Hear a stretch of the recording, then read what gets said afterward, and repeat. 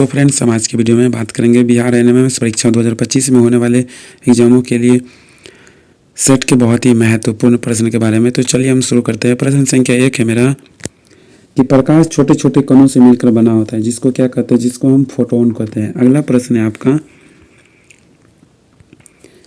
कि प्रकाश तरंग किस प्रकार की तरंग है? तो प्रकाश तरंग जो है वो मेरा है अनुप्रस्थ तरंग। अगला प्रश्न है आपका कि प्रकाश का तरंग सिद्धांत किसके द्वारा स्थापित किया गया था? तो प्रकाश के तरंग का सिद्धांत जो है ना वो हाइगेंस के द्वारा किया गया था। अगला प्रश्न है आपका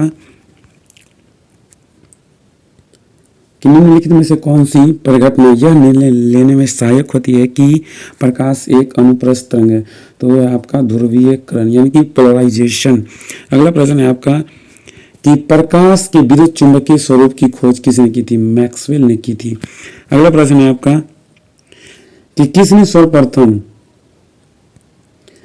सर्वप्रथम यह दिखलाया कि प्रकाश तरंगों का विवर्तन होता है? गरे मार्ली ने यह काम सबसे पहले करके दिखाया कि प्रकाश तरंगों का जो है ना विवर्तन होता है। अगला प्रश्न है आपका कि प्रकाश विद्युत प्रभाव का प्रतिपादन किसने किया था? आइंस्टीन ने किया था। अगला प्रश्न है आपका कि निम्नलिखित में से कौन सी घटना प्रकाश और ध्वनि दोनों में घटित नहीं होती है? वो है आपका ध्रुवण। अगला प्रश्न है आपका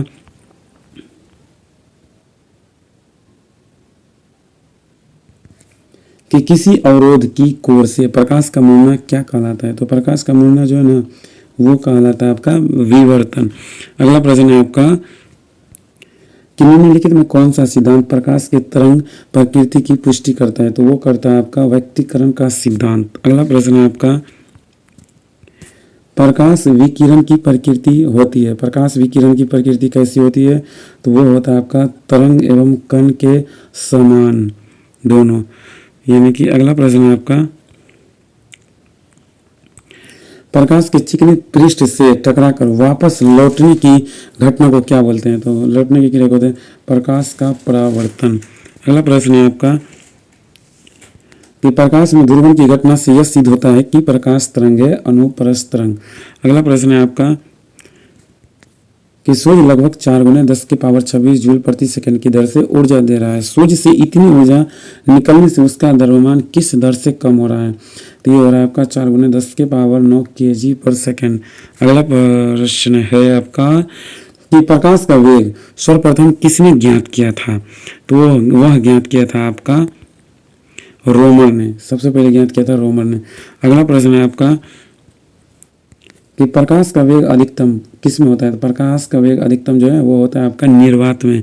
अगला प्रश्न है आपका कि माध्यम में तापमान में वृद्धि के साथ प्रकाश की गति क्या रहती है? वैसी ही रहती है, उसमें कोई परिवर्तन नहीं होता। अगला प्रश्न है आपका कि जल, कांच व हीरे में प्रकाश की चालनी में से होती है? तो ये होता है आपका जल, उससे कम कांच, उससे हीरा में। अगला प्रश्न है आपका कि चंद्रमा से पृथ्वी तक आने में प्रकाश को लगभग कितना समय लगता है?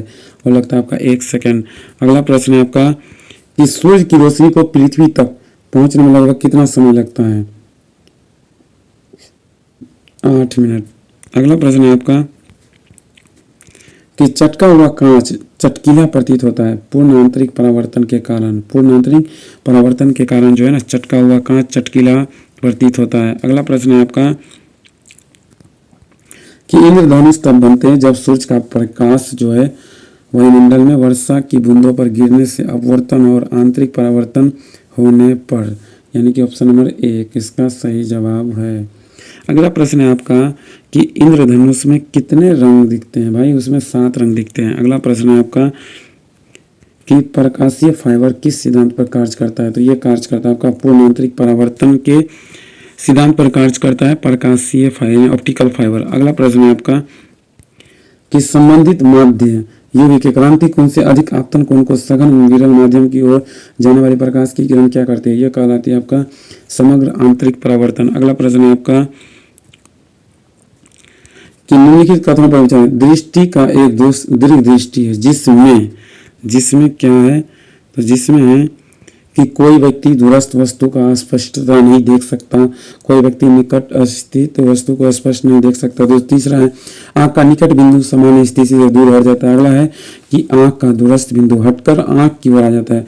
उपयुक्त कथनों में से कौन सही है? ऑप्शन नंबर डी सही है, 2 और 3 जो है वो सही है। अगला प्रश्न है आपका कि यौगिक सूक्ष्मदर्शी क्या होता है? यौगिक सूक्ष्मदर्शी क्या होता है?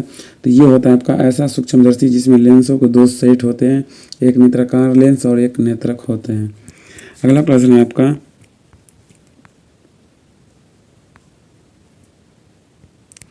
किसके कारण आकाश नीला दिखाई पड़ता है? प्रकीर्णन के कारण। अगला प्रश्न है आपका कि जब प्रकाश की किरण एक माध्यम से दूसरे माध्यम में जाती है तो इसकी आवृत्ति समान बनी रहती है। ऑप्शन नंबर बी इसका सही जवाब होगा। अगला प्रश्न है आपका आकाश का नीला दिखाई पड़ता है। भाई आकाश नीला दिखाई पड़ता है क्यों? क्योंकि नीले प्रकाश का प्रकीर्णन सबसे अधिक होता है। क्योंकि नीले प्रकाश का सबसे अधिक होता है। ऑप्शन नंबर ए इसका सही जवाब होगा।